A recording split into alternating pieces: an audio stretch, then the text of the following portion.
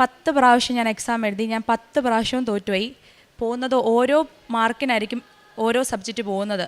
3 subject കിട്ടും, 4ാമത്തെ ഒരു subject 1 മാർക്കിന് പോകും. അങ്ങനെ 10 പ്രാവശ്യം ഞാൻ OET എഴുതി. 10 പ്രാവശ്യവും ഞാൻ അതിൽ പരാജയപ്പെട്ടു.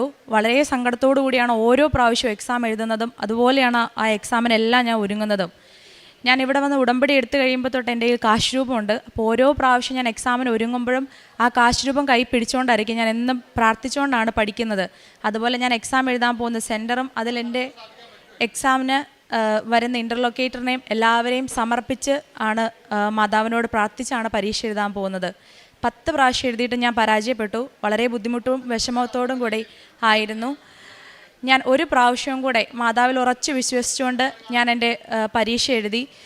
ഞാൻ ശരിക്കും പരീക്ഷ നിർത്താനായിട്ടിരുന്ന ഒരാളാണ്. പിന്നെയും ഞാൻ എൻ്റെ പഠിച്ച ജോലി എനിക്ക് ചെയ്യാൻ പറ്റുന്നില്ലല്ലോ എന്നുള്ളൊരു വിഷമം കൊണ്ടും ഞാൻ പിന്നെയും പരീക്ഷയ്ക്ക് വേണ്ടി ധൈര്യം സംഭരിച്ച് പരീക്ഷ എഴുതാനായിട്ട് പോയി. ഓരോ ദിവസവും ഞാൻ എക്സാമിന് ഡേറ്റ് എടുത്തപ്പോൾ തൊട്ട് ആ ദിവസവും എനിക്ക് വരുന്ന ഇൻ്റർലൊക്കേറ്ററിനെയും എല്ലാവരെയും ഞാൻ സമർപ്പിച്ച് പ്രാർത്ഥിച്ചു. മാതാവിൻ്റെ കാശ് രൂപം കൈ പിടിക്കാൻ അനുവാദം ഉണ്ടോ ഇല്ലയോ എന്ന് എനിക്കറിയത്തില്ല. എന്നിട്ട് ഞാൻ കൈ പിടിച്ചുകൊണ്ട് പോയി പരീക്ഷ എഴുതി. ഞാൻ എക്സാമിന് റിസൾട്ട് വന്നപ്പോഴും ഞാൻ വളരെ വിഷമിച്ച് ഇനിയും പോവുമോ 1 മാർക്കിനെന്നുള്ള പേടിയിൽ നിൽക്കുമായിരുന്നു. പക്ഷേ അമ്മ മാതാവിനെ രക്ഷിച്ചു. ഞാൻ ആ 11ാമത്തെ എക്സാമിന് പാസ്സാവുകയും ചെയ്തു.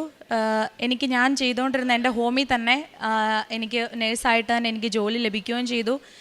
ഞാൻ ജോലിക്ക് കയറുകയും ചെയ്തു. ജോലിക്ക് കയറിയിട്ട് ആദ്യമായിട്ട് ഞാൻ വന്ന വരവാണ് ഈ പ്രാവശ്യം. അപ്പോൾ ഈ പ്രാവശ്യം നാട്ടിൽ വന്നപ്പോൾ എനിക്ക് മാതാവിൻ്റെ അടുത്ത് വന്ന് എനിക്ക് സാക്ഷ്യം പറയണം എന്നുള്ള ആഗ്രഹം ഉണ്ടായിരുന്നു.